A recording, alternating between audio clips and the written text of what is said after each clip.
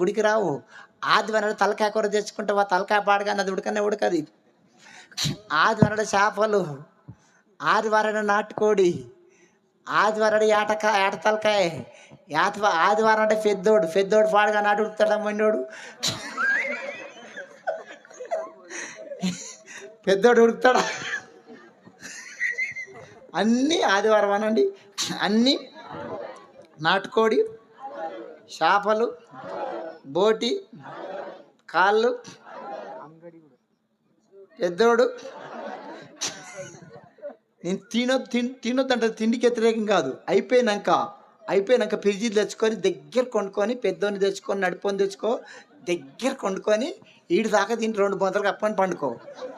పెద్దోని తెచ్చుకొని దగ్గర కొనుక్కొని జొన్న రొట్టెలు చేసుకొని మంచి బగారాన్ని వేసుకొని ఈడి దాకా తిని చర్చకొచ్చినావు. ఏమొస్తుంది? నిద్ర వస్తుంది. మట్టి మనసులం మనం, దేవుళ్ళం కాదు, దేవదూతలం కాదు. నిన్నింటే నాకు కూడా వస్తుంది. పెద్దోడు వాడు ఫస్ట్ పెద్దోడు మబ్బోడు, ఆడు ఫస్ట్. ఇక నిద్ర వస్తుంది కాబట్టి ఓ గోడ అన్నా,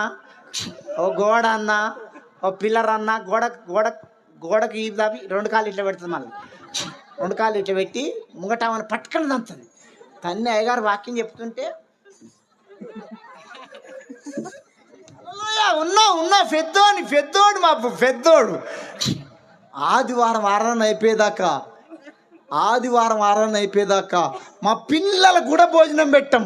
ఆదివారం నాడు మీ స్టవ్ ముట్టియం, ఖాళీ కడుపుతో పోతాం. వచ్చినాక కలిగింది వండుకొని తింటాం.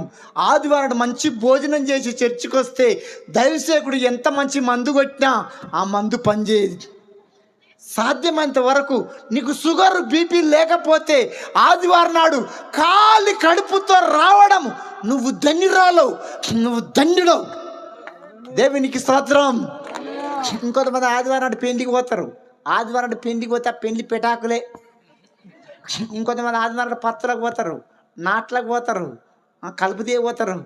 ఆదివారం నాడు సంపాదన చెనిగిపోయిన సంచిలేసినట్టే, జల్లెట్ల నీళ్ళు పోసినట్టే నీ కుటుంబం దరిద్రం.